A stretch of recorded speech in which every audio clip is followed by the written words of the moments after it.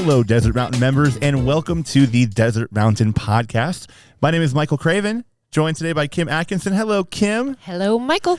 And some other brass at the table with us today. A couple of gentlemen that we'd like to introduce. John Lyberger. Hello, John. Hello, Michael and Kim and Todd. Hello. Todd Bohn, also on the show. How y'all doing?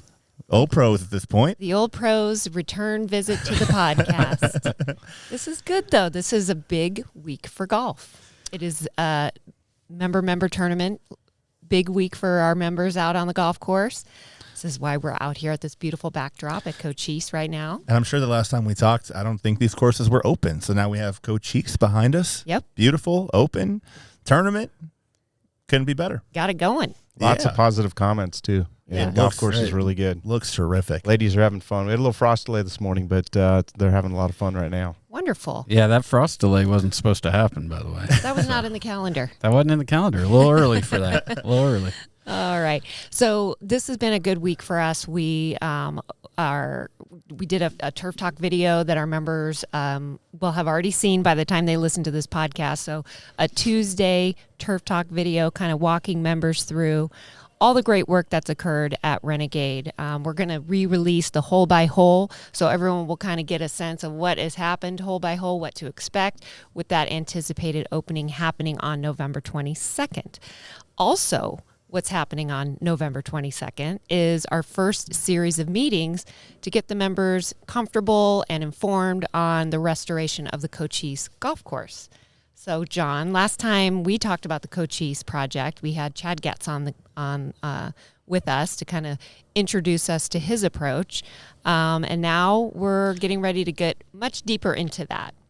Absolutely. You know, the restoration is just what it says. You know, it's nothing more than just modernizing the golf course, and Todd's going to tell us a little bit more about some of the details. But at a real high level, it's not a Renegade. You know, it's nothing even close to that. It's infrastructure, it's green complexes in terms of getting the greens back to where they were at one time, and get them to function properly, get the bunkers to function properly, get the right turf grass down on the ground that is modernized in today. And when you have 30-some-year-old golf course, it needs modernization. It needs work. So, Todd, you want to go through maybe some of the details? I mean, you know, I know we've got slight changes out there, but nothing that the members wouldn't recognize Cochise in a great way. Yeah, kind of like 3 areas that you've mapped out for us. Yeah, so just to reiterate just what John said,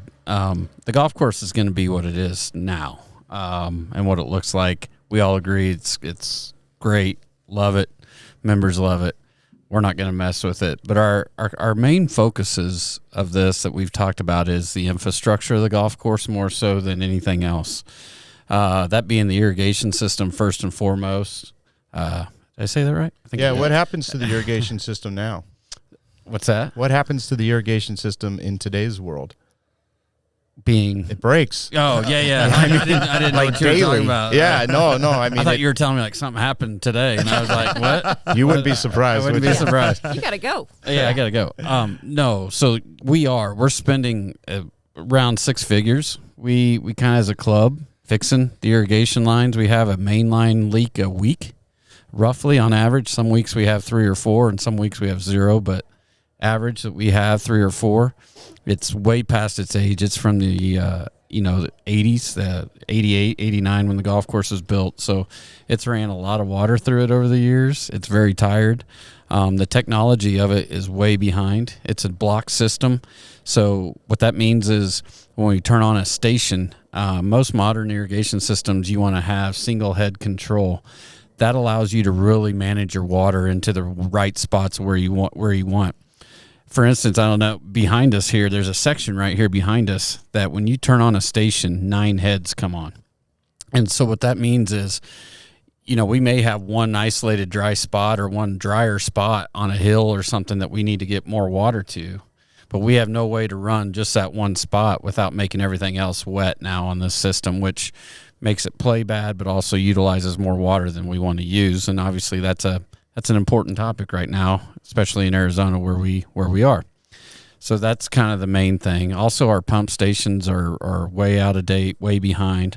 We're Band-Aid fixing them to keep them running right now. And so they're just in need of an overhaul. That's the useful life of it, and we're way past that as a club, and so it's a good time to do that. The other thing the other kind of two things that we're going to focus on is the putting greens themselves. If you've attended any of our talks, our turf talks, group golf talks, you've heard me talk about why these putting greens at Cochise play a little softer than the others, and it's because of the organic matter buildup in them. They were original greens, and then several years ago the club went through and took out the top 6 or 8 inches of them, put new sand and mix in and regrassed them. But that was just kind of a Band-Aid fix to the true problem. And then hosting that Schwab Cup and some things over the time, we haven't been able to aerify, or they weren't able to aerify as much and remove a lot of that organic in the spring. So over time, they've built up. They're to the point now to where we can't, without really being detrimental to play or in the way or being a nuisance to play, really correct this issue that we're going to have to make them play like they're supposed to play. And so they are, again, past their useful life. They've had a good run. They've been awesome. The drainage system and everything in it just needs to be refreshed, redone. And so we're going to just core the greens out and put them right back like they are. There's only 2 greens that we're going to move slightly, and that's 9 and 18 right here. Let's talk about 9 for a second, because I slightly. think that's a very important point to make for our members. Number 9 from a golfing standpoint is just ridiculously hard for many of our golfers. The forced carry off of a downhill lie to an uphill green. Well, how many times did you and I and Chad, when we were walking out, I didn't mean to cut you off, but when we were walking out here, we sat and watched groups play number 9. And you know how many people are laying up on a par 4? That's terrible. That's a tough hole. Yeah, it is. And so we, Chad had the idea is just sliding that green down just about 30 yards, bring it down the hill just a little bit to where that bunker is in front, create more of an area on the left side of that green that's got a little more fairway height to it, where you could bail out left if you needed to hit a 5-wood or, a long wood or a long iron into that green, and then allow that hill to help, maneuver that ball back onto the green. So I think architecturally he's nailed it. He's done a really good job, trying to get our members to be able to enjoy the golf course and not be punished by a hole that was built at a time where, holes were punishing for sure. This is a time to be able to create a golf course, that the best players in the world can enjoy, but also our members can enjoy on a daily basis. And then leaning over to number 18, which you mentioned, that one was just to kind of slide the green a little more, very slightly, like a few feet, just to the like, wash, like maybe 10 feet, 10 feet at most. Like okay. It's talking like, nobody's really going to know, but we're really doing that to build the formal bunker in behind the green. Because right now it's kind of we got that big rock feature. We want to leave that rock feature, but right now it's like, are you in the bunker? Are you in a waste area? What are we in? Can I ground my club? Can I not ground my club? So our point is to make it into a formal bunker so that, yes, you're in a bunker, you play it like a bunker, because that's how it's intended to be played. Perfect. A few other changes. Yeah, so the other things we were working on is the bunkering. The bunkers are original, no liner in it, original sand. They do not drain. We got several pictures when we do, the few times we get rain, right? The few times. Well, unfortunately, it all comes at once. It's been a lot. It's like the ongoing joke with me. But the few times it rains, they do fill up, and they are a pain. We have to pump them out. They don't drain properly. Thus, then they don't play properly. And so we want to go in, redo the bunkers, put new liner system in it, freshen up the sand. We're going to have a better playing sand, and they're going to be a lot more consistent bunker, like along the lines of like Agronomy, like what we just redid. Mm-hmm. And then another item that we're going to be working on are some of these. There's some strategic holes. Number 1, number 13 copper tees. They're very undersized for the amount of play that we have. Yeah, 1 copper tee is tough. When these golf courses were built, they were built originally for a lot smaller membership, and then the club's grown and so the golf course, and so that's part of this restoration process too, is getting us up to where we have our membership with cart areas to get on and off and traffic things to let our team manage, but also tee size.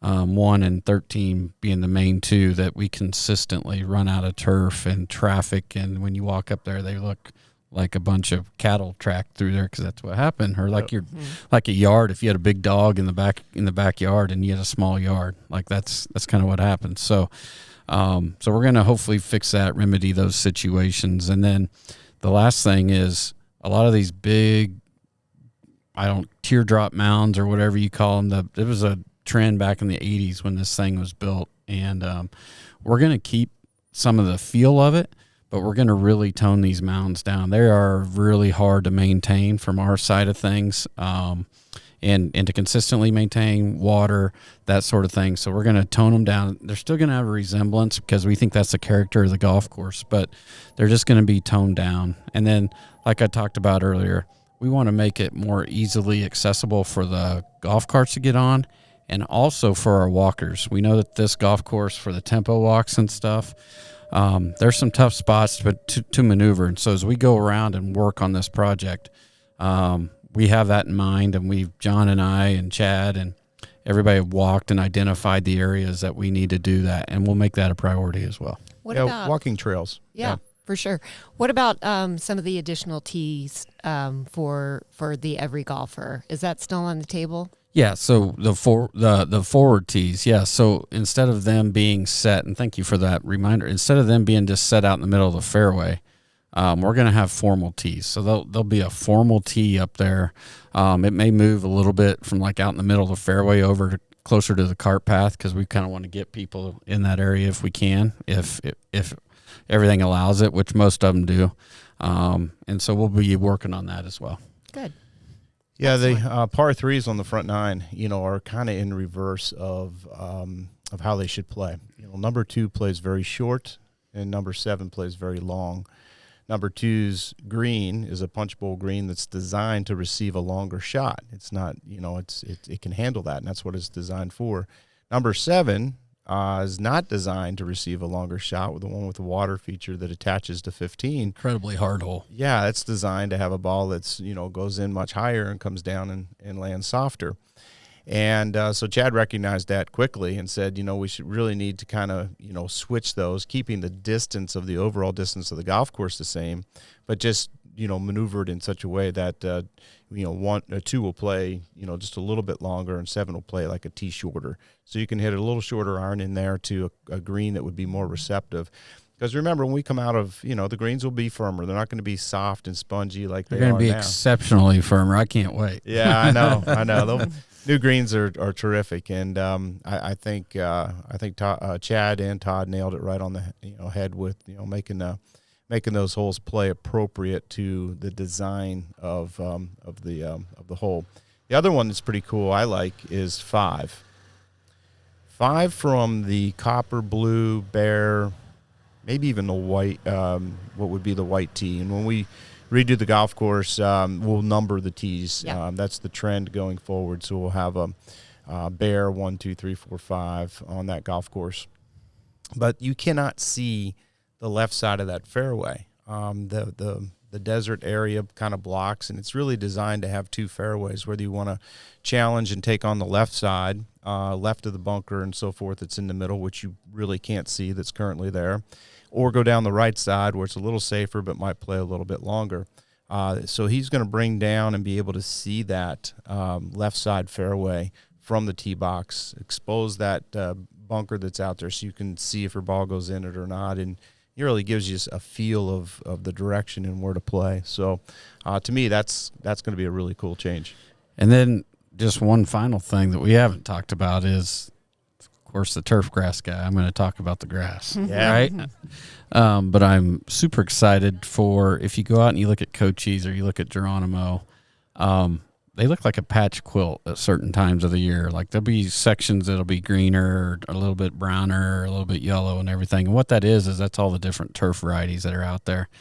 Over the years, there's been different varieties of Bermuda grass put in, and they all perform differently. They all have a different texture, different color, and whatever. So one of our main goals in this is obviously on the environmental side is we're all looking for the drought resistant, to be able to use less water is a huge thing, and also high performance. And I've been talking about it for like the last year with the what's going on down at Renegade Driving Range with the new range, and everybody's going to see that here in another week, and I'm excited for that. It's a little dormant right now, so they're not going to get the full effect until later this year. But the newer varieties are so awesome, tighter, thinner, a lot more drought resistant. They say they use 30 to 40% less water. Nice.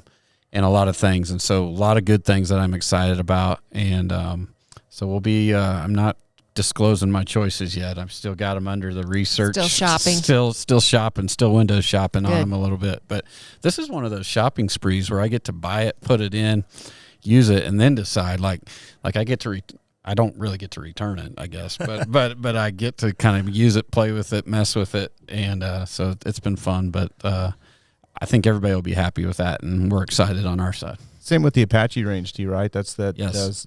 up on the new expanded tee. And again, right now, not everybody's seeing it because we got a little overseed on it right now. A light one right now, just kind of protecting it. But you'll see the true come out back in the summer once we transition back out of the overseed. But it's probably a good time to tell members, just real quick, the reason you don't have a heavy overseed into that new Bermuda is because you just can't do it. You have to put a light rate on it. You just wanted to make it green, right, for the winter season. I wanted to make it green, and I also wanted to protect it a little bit from all the wear and tear that a driving range tee gets. But I couldn't go the heavy because when Bermuda grass is young like it is, you can choke it out the first year, even if it's sod. It's just not rooted in. The whole overseeding process on Bermuda is pretty rough. Yeah.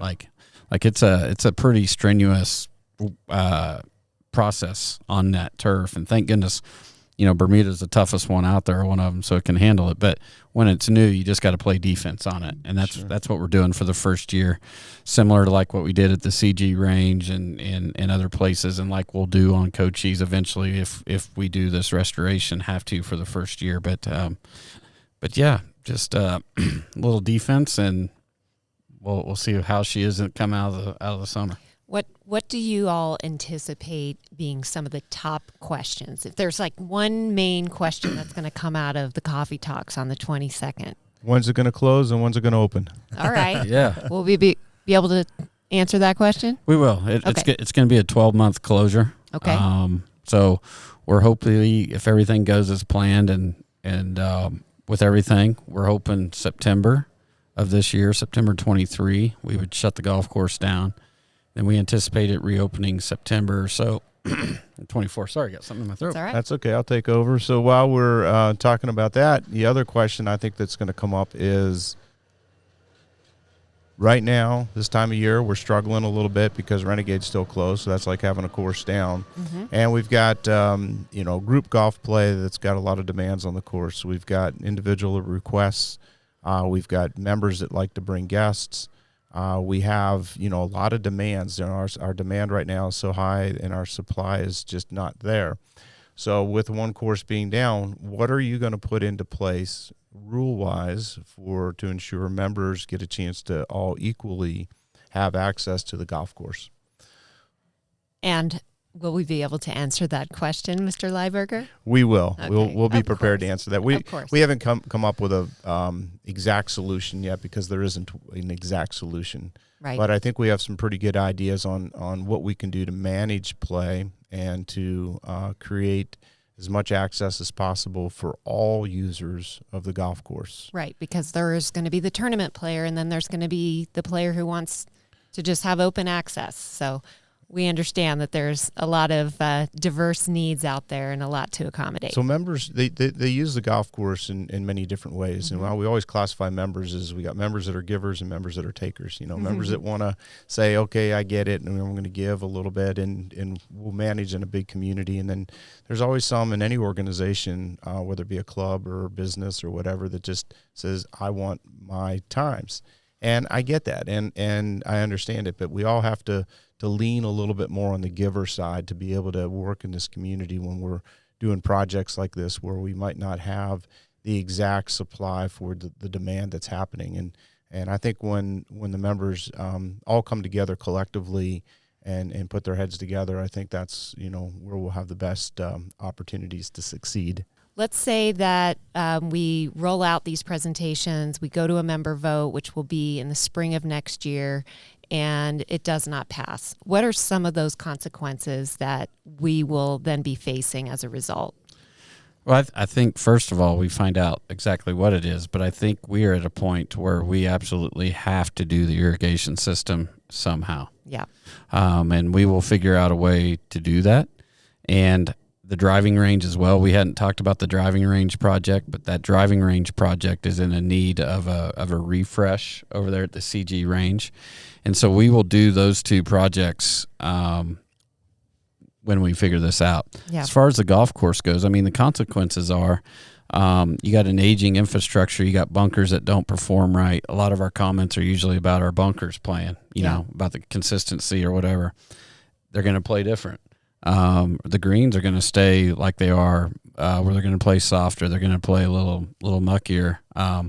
For us to correct that, we're going to get out and really aerify and beat them up and tear them up, which is going to hinder play. Mm-hmm. But that's what we would do to try to somewhat correct what we got and make it sustainable for the however long it may be. Right. I think our members realize as in a totality that it's time. It needs done. Just don't, as I heard, screw it up. Right. Just don't change it so dramatically that it becomes a project and has the ire that Renegade had. Right. Now we did. Todd, I think what we've done this summer with Renegade, when the members get back on it on the 22nd, they're going to be blown away. Yep. It's really good, and I think everything we've done, we were able to address the majority of the needs and the requests that have come through over the last year or so. We will make sure, you can bet this to the bank, that we will take and make sure Cochise restoration is just that. You're going to know Cochise when it's done. Everything's going to be new from under the ground and what you can't see, which is the byproduct is you're going to have an awesome golf course with awesome infrastructure and great benefits for many, many, many years to come, another 30 years. Right. And these are conditions that we get comments about all of the time. I'll one up that a minute. Mm-hmm. I'm really excited because I know it's hard for golfers or people to see. Fortunately, in my career, I've been able to be around a lot of like architects and construction and things. So I feel like I can speak to this a little bit. But with what we're talking about doing, it's hard to stand on the first tee and understand, or the second tee or the third tee. But the golf course is going to come alive with just this little bit of stuff. Like there's random mounding that's in front of these bunkers that like blocks a bunker and you don't even see it. What is it? Is it hole 4 or 5? It's 5, right? Mm-hmm. 5, that great big bunker out in the middle of the fairway that we're going to leave, but you don't know it's there. And when we're done, the minimal dirt work and the earthwork that we're doing, though, we're going to shave those down and we're going to expose those. And with the new white sand and everything, I'm telling you, it'll pop. It's going to be awesome. And people are going to go, wow, that's a new Cochise, but it's the old Cochise. It's just that it has those bunkers exposed. You just didn't see it before. You didn't see it. And you're going to go, wow, like that bunker, I didn't know it was, a lot of that. And so I think it's going to be like one of those things that it's just going to be good. Like you got our word, to second John, like we know how good that golf course is and everybody knows, and the gatekeepers are going to keep it that way. That's and there's some things where bunkers come out, and there's some areas that are on, turns and so forth that'll create some aiming bunkers. And, when you play the appropriate tee, you either have to challenge it or it won't even come into play at all. But it's, bunkers are there, and they're designed by the architects in ways to make you play away from them. And they tell a story is what I tell everybody. They do tell a story. I learned that from Bill Core, working with him. That bunkers is an architect's way of writing a story. Like they can't put a script out at every hole that you would read and say, this is how you're supposed to play this hole. So people stand on the tee box, they look out there, and those bunkers is what dictates that. They're nice to look at, they're pretty to look at, They can be cause you a penalty. Sure. But at the same time, they are there to tell a story and to make the ball make you hit it to the right spot. Well, storytelling is what this is all about. So great segue. Just saw a high five behind you on the tee or on the green back there from a Dos Amigas duo. So we're going to have to find out what that's all about. But at this meeting, we will do some storytelling. We're going to go hole by hole. And Chad is going to show our members exactly what the plan is. So there'll be no surprises, nothing left unexplained. That is our goal in communications, is nothing left to be unexplained. So we'll be doing that. Yeah, we'll have that, and we'll have pictures of everything we've talked about, bunker failure, greens, a lot of that stuff to show too, so you can actually see what we're talking about. The visuals help. Yes. Big time. And I know nobody wants to be down a course for a year, but we've spent the first part of this winter season down Renegade, and while we're going to be happy to get it back, we've been getting through, right? This hasn't been the end of the world, and it's necessary. It has to happen. So. Yeah, no, you're right. I mean, it's small inconvenience for a big long-term goal. Yeah, long-term benefit. That's what I was trying to explain earlier, is the long-term, when this thing's done, people are going to go. That was a no-brainer. Yeah. Like, when that's done and they're standing up here and they're bringing their guests out here, Cochise will be right up there and they'll be proud of it. Yep, absolutely. Fantastic. Love it. All right. Anything else we should share with our members, or save the goods for the meeting? I mean, that was a lot of 22nd? information. It Kim. really was. We were quite thorough. I think our ratings are just going to go through the roof with this one. I do think that members are going to enjoy Chad. He's not the same architect that was on Renegade. Right. Even though it's from the same firm, the Nicholas Group, we have, I think, one of their real bright stars. Chad did a lot of work in Europe over his career and came back to the States, and he's one of their senior architects. Yep. And he's been great to work with. Todd and I have really enjoyed it. He had a couple things that he wanted to add to Cochise, and we said, Chad, if you do that, you will be hung from the high heavens in the Sunset Terrace. And he said, no problem. Don't need to do it.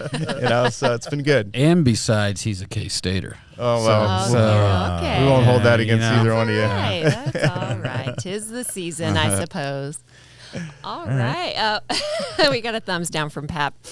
It's just not basketball season yet. Not Patrick, yet. That's so. true. Is it KU? Yeah. It's a KU guy. All right. Well, we're ready for a fantastic week of Turf Week, which is probably every week. There's turf. That's true. Turf all around. So it's always a good time to talk about it. We certainly appreciate you all being with us today and walking our members through this and what to expect with our Cochise meeting. Thanks for having us on. Thank we you. appreciate it. Yeah. We look forward to seeing the members on the 22nd and then again the following week on the 29th. Yeah, I'd just like to echo that. Like, please come. If you got questions, please come to these meetings. We'd love to see you in person. We'd love to talk with you, answer any questions.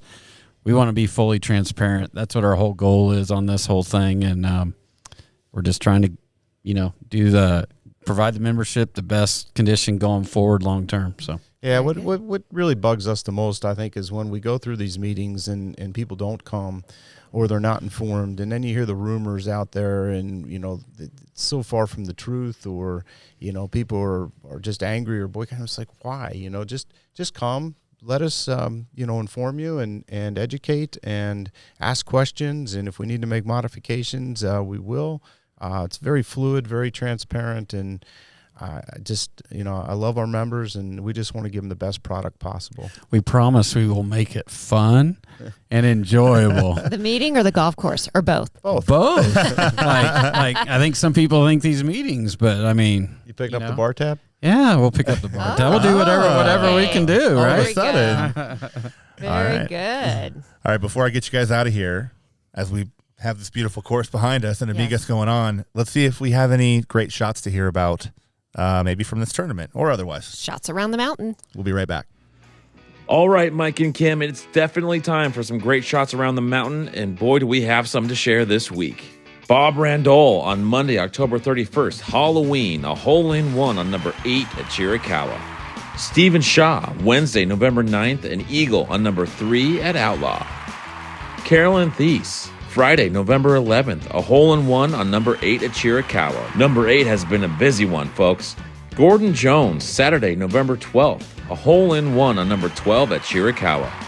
And to round it out this week, James Colander on Sunday, November 13th, had himself an eagle on number 9 Geronimo to round out his front 9. Thank you so much, members. Great shots as always. We look forward to seeing more next week. Guys, back to you. Okay, thank you very much. Great shots. Fantastic, as usual. Great. Awesome shot. Great interview with you guys. Thank you. Thank you. all. Thanks for being Michael. so, you guys have all the information. So, They do. like they said, I don't know about that. Yeah. We're just two guys that Enjoy what we do. Enjoy what we do. There we go. There you go. Very good. Well, thank you all again. And members, until next time, thank you for being here. See you around the mountain.